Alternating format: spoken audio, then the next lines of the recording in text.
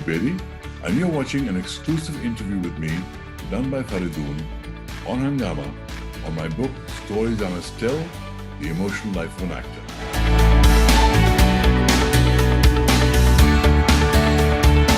I have a request, sir, if we can end this interview with a short reading from you from any of the passages that you want, sir. Okay, I'll read you a passage here. I'll read it in two bits so you get a sense of the context, and then I'll read the story.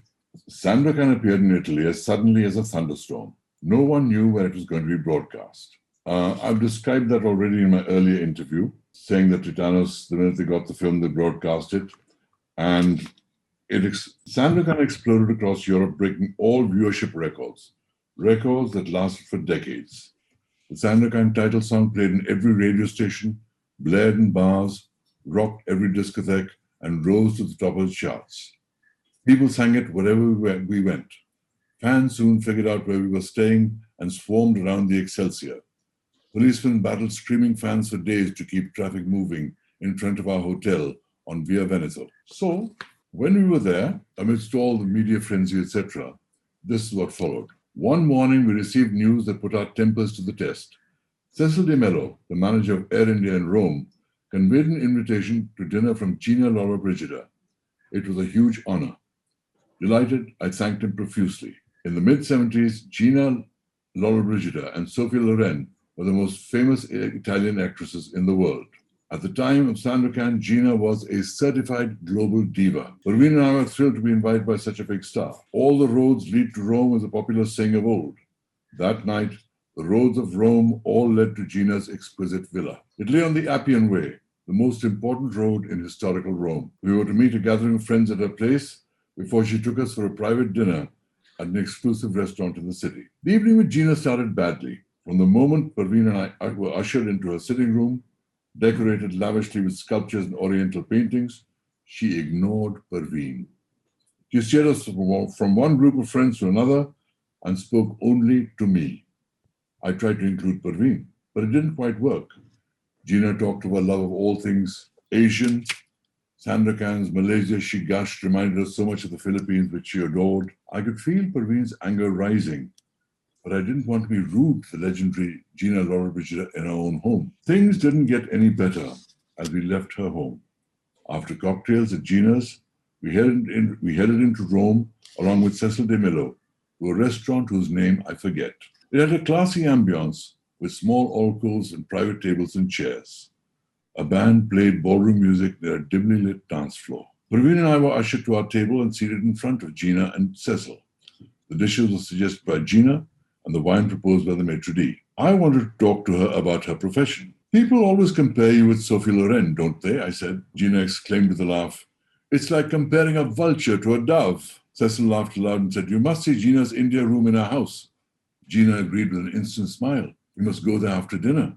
Parveen squeezed my thigh under the table to make sure I didn't reply. Cecil urged us on. It's the best advertisement for India.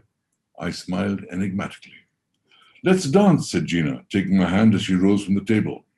I followed her onto the dance floor as Parveen looked on, annoyed. We danced a gentle foxtrot and talked of her American films. She was delighted I'd seen them all. I was elated to be holding her in my arms, wrapped in her perfume, guiding her on the polished dance floor. A voice inside me yelled, hey, I'm dancing with Gina Lollobrigida. I felt her warmth but didn't get too close. I sensed a woman who loved life and enjoyed it, certainly ambitious, yet a woman who had suffered much along the way. She looked over at Parveen and said, she's very beautiful. I smiled in appreciation as the song came to an end. The band began another number as we drifted back to our table. Gina finally settled in and turned to speak with Parveen.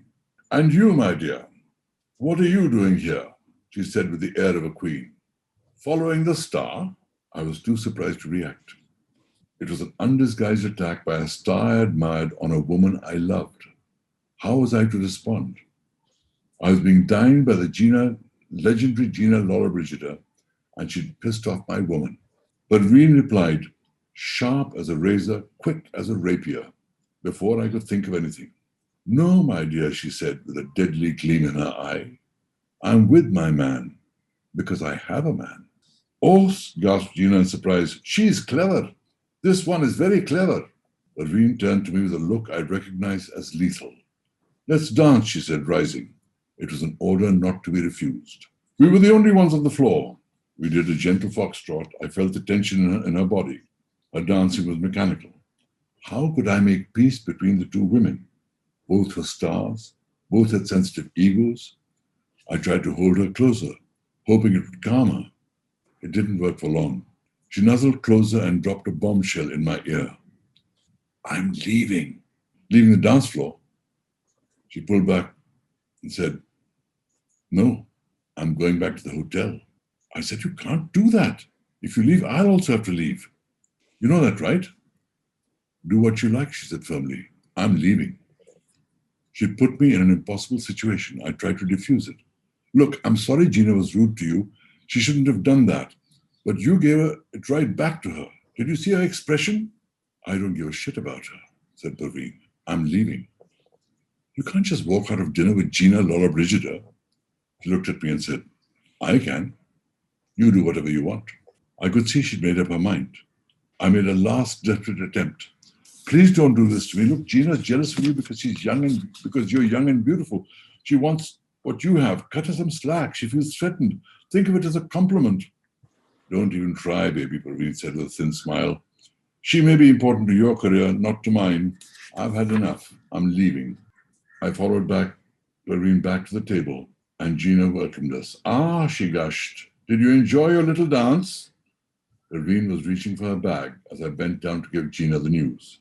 I'm sorry, Gina, but we've got to go. But why? She protested loudly. We have not eaten yet.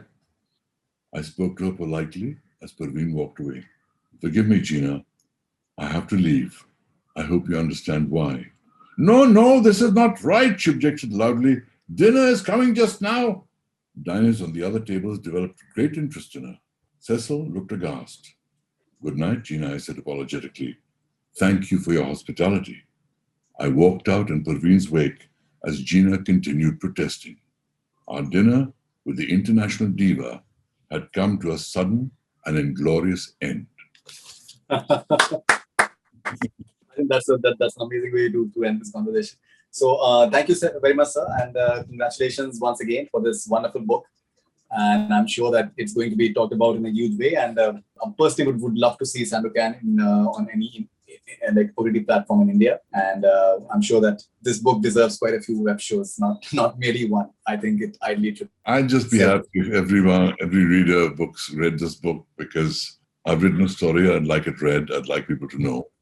And I think they'll enjoy the read. It's written in a way in which I think will relate to a lot of people. Thank you so much, sir, for your time and for sharing your deepest thoughts with us. We really appreciate it. And congratulations and all the best wishes, sir. Thank you very much.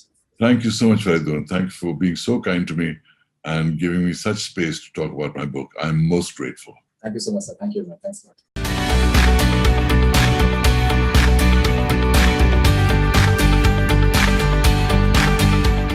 Hi, I'm Kabir Bedi, and you're watching an exclusive interview with me done by Faridoon on Hungama on my book, Stories I Must Tell, The Emotional Life of an Actor.